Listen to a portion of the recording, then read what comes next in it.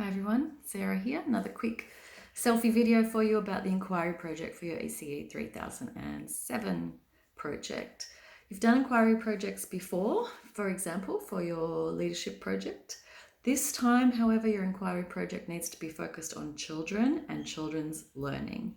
Now, obviously, teaching is about change. We do some kind of action, and that leads to some change or some learning in the children or the adults.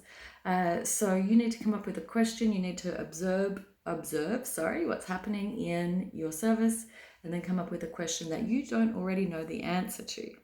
So you might do something like, how do I support children's transitions from outside to inside? Or it might be, how do I help children to understand how to negotiate conflict with their peers? It might be more curriculum based. How do I help children to understand the science of the weather? Anything, it could be anything at all, as long as it's related to children and children's learning. You're going to do some experiments in teaching, I like to call it. You're going to create a little action plan where you say, I need to find this out. I want to help the children to learn this particular skill, attitude, disposition, content, whatever it is. And you need to think about how you're going to do that. Do some research, talk to some people, try some things, reflect, see what happens, and try again. Now, it's not too unsimilar to writing an observation or going through the planning cycle. It's just a really focused question that sits at the back of your mind almost every moment of every day, so that while you're in the middle of your teaching, you're observing, you're responding, you're setting up environments, you've got this focus, like, oh, I'm really focused on my transition project or whatever it is that you chose. What can I see happening in the room? How are the children responding to what I'm doing? What can I notice that's happening, or the people that I'm talking to that can contribute to finding the answer of how I'm going to support these children?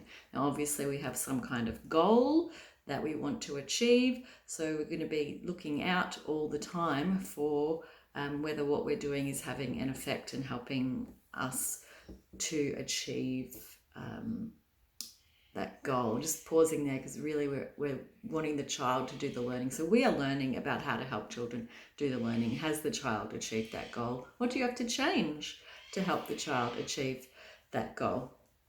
Now that this ticks away in the background, you can take a week or two, if you like, to start that project, to come up with that question.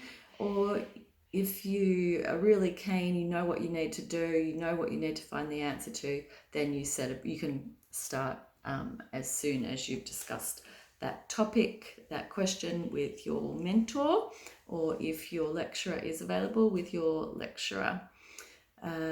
That is written up for your portfolio, step by step, very briefly, in about a page.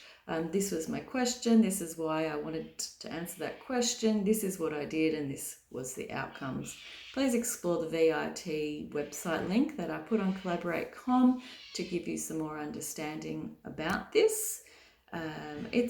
It's about a process that we go through all the time as a teacher. I've got this situation, I don't know the answer to it.